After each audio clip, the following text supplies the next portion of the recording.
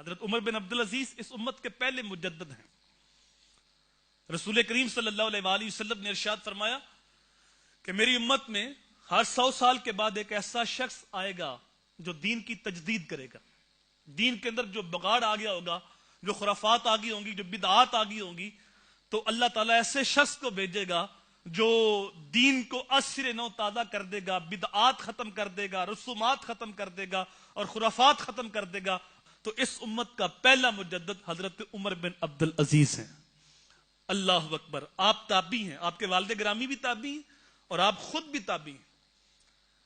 بہت سارے صحابہ کرام سے آپ نے علم دین حاصل کیا، علم دوست تھے، علماء کے ساتھ محبت کرتے تھے، اور نہ صرف محبت کرتے تھے بلکہ بہت زیادہ ادب کرتے تھے۔ آپ خود بھی بہت بڑے عالم تھے، فقہاء کے ساتھ بہت زیادہ دوستی تھی۔ جب آپ کا دور خلافت آتا ہے تو علماء کے بیت المال سے وظائف مقرر کیے تھے۔ تو ایک دن آپ نے اپنے خادم کو بھیجا کہ جاؤ حضرت سعید بن مسیب کے پاس کوئی مسئلہ پوچھ کے آؤ۔ تو خادم کو بات کی سمجھ نہیں آئی تو اس نے جا کے سعید بن مسیب سے کہا کہ تمہیں گورنر مدینہ بلا رہے ہیں۔ سعید بن مسیب یہ بھی تابعی ہیں اور مسجد نبی میں بیٹھ کے درس حدیث دینے والے ہیں اور فقیرانہ زندگی بسر کرنے والے ہیں۔ آپ کبھی بھی بادشاہوں کی چوکھٹ پہ حاضر نہیں ہوتے تھے، کیونکہ پیغام حضرت عمر بن عبد العزیز کا تھا، اس لیے آپ ان کے پاس چلے گئے۔ جب حضرت عمر بن عبد العزیز نے دیکھا کہ سعید بن مسیب آ رہے ہیں تو آپ اٹھ کے استقبال کرتے ہیں اور عرض کرتے ہیں کہ حضور میں نے آپ کو بلایا نہیں ہے، میں نے تو خادم سے کہا تھا مسئلہ پوچھ کے آؤ، تو اس نے آپ کو آنے کا کہہ دیا، اس سے غلطی ہو گئی، میں معذرت چاہتا ہوں۔ اور پھر انہوں نے کہا کہ آپ بتائیں کیا مسئلہ ہے، میں آگے ہوں، میں بتا دیتا ہوں۔ تو کہا نہیں، آپ جس مقام پہ ہیں آپ وہیں جائیں اور وہیں سے آپ سے مسئلہ پوچھا جائے گا۔ میں پسند نہیں کرتا ایک عالم دین کو بلا کر اس سے مسئلہ پوچھیں، بلکہ علم کی قدر یہ ہے کہ عالم دین کے پاس جا کے اس سے مسئلہ پوچھیں۔ یہ علماء کا مقام تھا، علماء کی قدر تھی ان کی نظر میں، علماء کا ادب کرتے تھے۔ اور آج علماء کا مقام نہیں رہا، آج ہماری نظروں میں علماء کی قدر نہیں رہی، آج ہماری نظروں میں علماء کی عزت نہیں رہی، علماء کا ادب نہیں رہا۔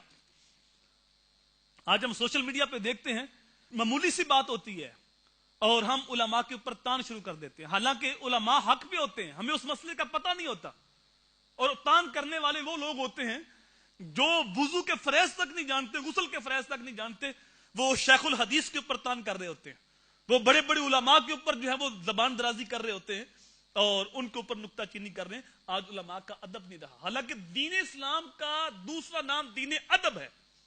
علامہ اقبال نے جب اپنے بیٹے کو نصیحتیں کی تھی، اس کے اندر اقبال کہتا ہے دین سراپا سوختن اندر طلب، انتہائش عشق آغازش ادب۔ سارے کا سارا دین طلب محبوب میں جلنے کا نام ہے، اس کی ابتدا ادب سے ہوتی ہے، اس کی انتہا عشق پہ ہوتی ہے۔ اگر دین سے ادب نکل جائے تو صاحب وہ دین نہیں رہتا۔ اللہ اکبر۔ علماء کا ادب یہ دونوں جہاں کی بہتری کی ضمانت ہے۔ ایک شخص کا انتقال ہوتا ہے اور بعد میں وہ آدمی کسی کو خواب میں ملتا ہے، تو اس نے پوچھا بتا تیرے رب نے تیرے ساتھ کیا معاملہ کیا؟ تو اس نے کہا میرے رب نے مجھے بخش دیا۔ تو کہا بخشش کا سبب کون سا عمل بنا؟ کہا ایک نیکی کام آ گئی۔ کہا وہ نیکی کون سی تھی؟ کہا حضرت امام احمد بن حنبل وضو کر رہے تھے دریا کے کنارے اور میں ان کے اوپر کی طرف وضو کر رہا تھا، تو جب میری نگاہ پڑی کہ امام احمد بن حنبل مجھ سے نیچے بیٹھ کے وضو کر رہے ہیں تو مجھے حیا آئی کہ ایک عالم دین نیچے بیٹھ کے وضو کر رہا ہے اور میں اوپر بیٹھ کے وضو کر رہا ہوں، اور میں وہاں سے اٹھا اور امام احمد بن حنبل کے نیچے بیٹھ کے وضو کرنے لگا، تو آپ کے جسم سے مس ہو کے پانی میری طرف آنے لگا۔ اس ادب کی بنیاد پہ جو میں نے امام احمد بن حنبل کا ادب کیا، اللہ نے میری مغفرت فرما دی۔ تو علماء کا ادب دونوں جہاں کی بہتری کی ضمانت ہے۔